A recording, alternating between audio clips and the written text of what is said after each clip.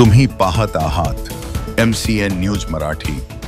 भारताच्या 79व्या स्वातंत्र्य दिनानिमित्त जळगाव जामोद तालुक्यातील वडगाव गड येथे मोठ्या उत्साहात ध्वजारोहण सोहळा पार पडला।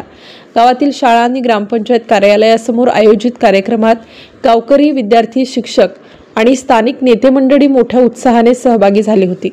शाळेतील ध्वजारोहण सोहळा जिल्हा परिषद शाळेत सकाळी 8 वाजता आयोजित करण्यात आला होता। शाळा व्यवस्थापन समितीच्या अध्यक्षांनी तिरंगा फडकवला तर विद्यार्थ्यांनी राष्ट्रगीत आणि देशभक्तीपर गीतांचे सादरीकरण केले। यावेळी स्वातंत्र्य सैनिकांचे बलिदान आणि देशाच्या प्रगतीवर चर्चा करणारी भाषणे झाली। विद्यार्थ्यांनी सांस्कृतिक कार्यक्रम सादर करून उपस्थितांची मने जिंकली। विद्यार्थ्यांना बक्षिसे देऊन गौरविण्यात आलं। ग्रामपंचायत कार्यालयासमोरील ध्वजारोहण स्थानिक सरपंचांच्या हस्ते करण्यात आले। यावेळी गावातील ज्येष्ठ नागरिक, युवक आणि महिला मोठ्या संख्येने उपस्थित होत्या।